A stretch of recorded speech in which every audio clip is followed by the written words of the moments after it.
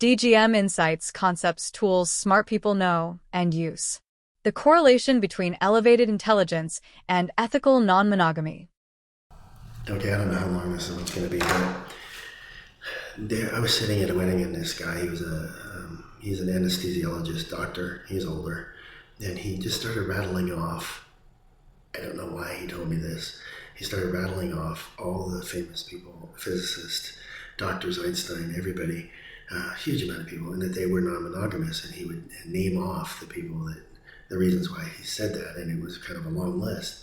Now, I know he wasn't monogamous with his wife, whether his wife knew it or not, but he wasn't, and kind of the conversation kind of confirmed that idea.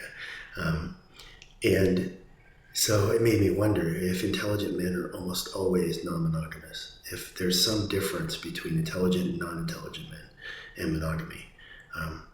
And I think that they don't look at the social norms the same way. I mean, we're talking about super geniuses. They don't look at the social norms the same way that everybody else would, maybe.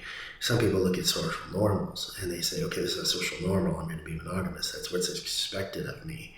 And I think that geniuses say, you know what, I don't care what other people think. I don't care, this is what I want to do.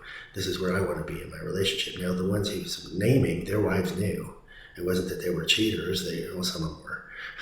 But some of them were actually they were in ethical non-monogamy. They were in a non-monogamous relationship that their wives knew. I was talking to a man, he is really close to a genius, has some patents that are just incredible. And so his final visit that I had at work, and we were private, and he was showing me a patent and I said, I know it. And he goes, do you know what this is? And I said, yeah. I told him what it was. I told him what was different about the diagram. It was like an architectural drawing of it. And he goes, yep, that's where the patent is. That's exactly what's different. I won't say what it was, but he was probably as close to a genius as you're ever going to find in normal public. And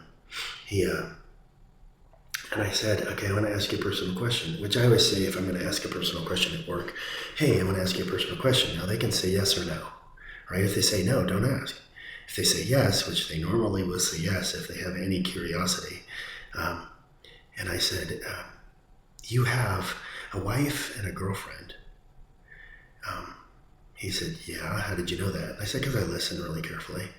And I said, so you have a wife and a girlfriend, but do they know about each other? And he said, well, I hope so, because we all three live together. So, and some of the other real geniuses, you find out that they had girlfriends and kind of like subordinate wives living with them. So it's kind of an interesting twist on it. He was polyamory, I guess. He thought that was great. I could figure it out because he's very careful about what he said. He did some training and some courses on Six Sigma, which is an industrial way to look at stuff. Just a great guy. But it was funny how he said it. Yep, well, we all live together, so I hope so.